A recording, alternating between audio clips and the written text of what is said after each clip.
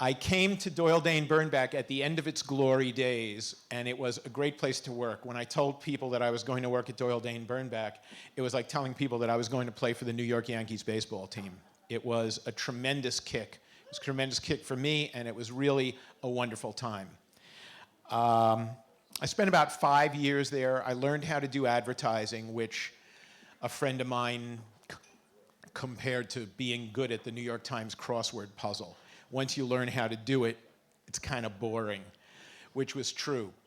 Advertising for me was a way to make money, and it was the first thing that I was ever good at. The second thing I was ever good at was spending the money I was making, and what I did was spend it on records. Lots and lots of records. Back, yeah, like that. In the States, in Manhattan, in say 1979, if you were spending $7,000 or $8,000 a year on records like I was, you were getting a lot of records. And I was buying records. I bought every record I ever remembered liking. I went into every store in Manhattan, and I was a regular in most of them. And so the urge to communicate, which is pretty much what advertising was for me, translated itself into records. I joined a hippie food co-op where I was living in Brooklyn, and they had dances. Now you have to imagine we're talking about 300 or 400 ex-hippies and hippies in a big food warehouse getting down. Now the first time I went to one of these parties, I was not the DJ. They had a table set up with a home stereo on it and a cassette player and a very glum-looking guy with a stack of cassettes. And every 10 minutes, he would check his watch, pull out the cassette, put in another one. And it was done very democratically. Everybody brought a cassette of something they liked to dance to. And as you can imagine, there was folk music, there was mazurkas, there were polkas, there was country and western music, there was old rock and roll, there was new rock and roll, and there was no sense to it. And so people just ended up basically getting blasted and dancing when their tape was on, so you'd have little pockets of people dancing and everybody else standing around going, oh, when is this going to be over? So I went over to the guy at the table, and I said, so have you guys ever considered having a DJ?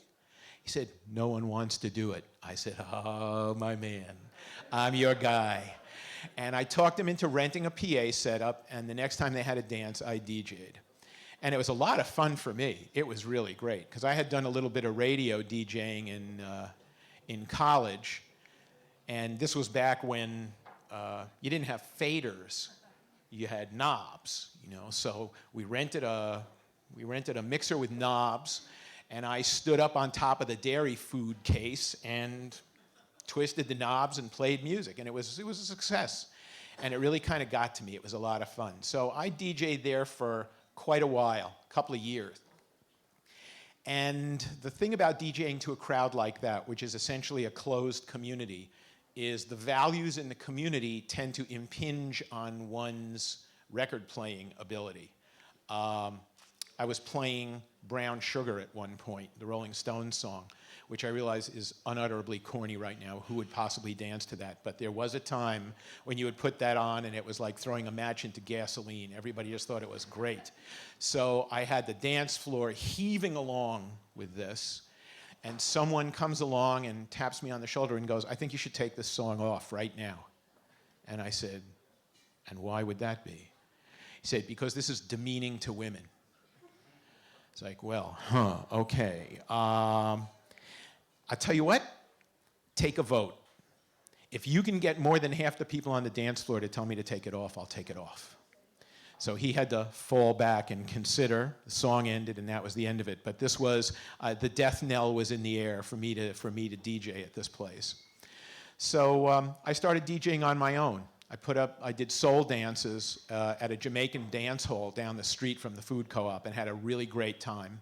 Had a lot of people coming. It was about this time that I discovered rap music, because I was buying all kinds of music. And I bought my first rap single, and boy, oh boy, this was It wasn't them, but it was close to them. It was a group called The Family that Peter Brown was producing, if anybody remembers Peter Brown.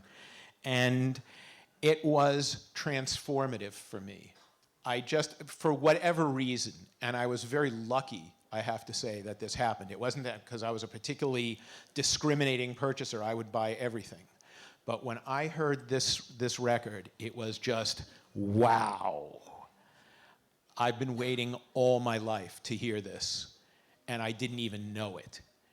And at that point, I went back to the record store where I bought it, and I bought every other rap record in the store, which was all 7 of them, took them home, and was like, yeah, okay, where do I go to surrender, man, because the war's over. This is great. And I just kept DJing, kept buying rap records, and I started going to clubs. You know, Africa Bambaataa used to play at a club called Negril, and I think the first time I went there, I saw the Cold Crush. Bambaataa played there, and it was a tiny little basement club, pounding loud music, and it was just fantastic. I mean, I talked about it in that film. I'm sure a lot of people have seen it, so I won't go into it again.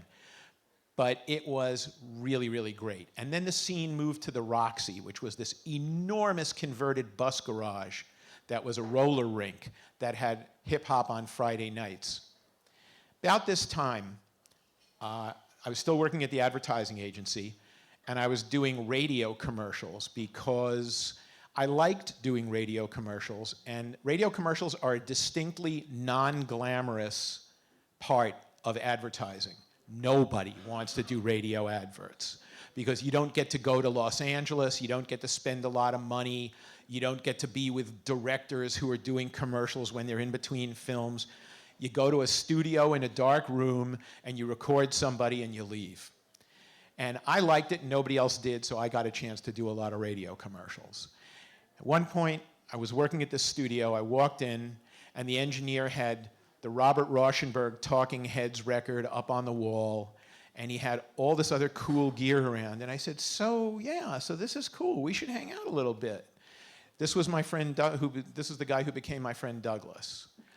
And we spent a lot of time together hanging out in his studio, just kind of experimenting. I introduced him to rap music. We started going to the Roxy. It was fantastic. We were just having the greatest time. So what Douglas did was Douglas did radio commercials for record companies, back when record companies had money to blow on radio commercials. And what these radio commercials consisted of was some gravel-voiced guy going, "The Eagles, Hotel California, September 13th, Columbia Records, or whatever." And so Douglas would have this guy come in, he'd record that. Guy leaves, thanks a lot, he's off to his next high-paying job. And Douglas has the album of the Eagles, and there's a list, this cut first, this cut second, this cut third, this cut next. And that is so hard, because you'd hear, the opening of the commercial was always, the Hotel California, and then here comes Mr. Gravel Voice, Hotel California. Now, under him saying this, you gotta change to the next song. And it's gotta be like not it's gotta be smooth, because this is a radio commercial. So Douglas knew how to do this like nobody's business. And he was so good at this that what happened was one of the producers that he worked with came in and said, "Hey, have you guys seen this, this advertisement? Tommy Boy Records," which was one of the 3 rap labels at the time. There was Tommy Boy, Profile, and Tough City. Said, "They're having this contest. You guys should enter this contest." And it was a contest to remix a record called Play That Beat, Mr. DJ by Globe and Wiz.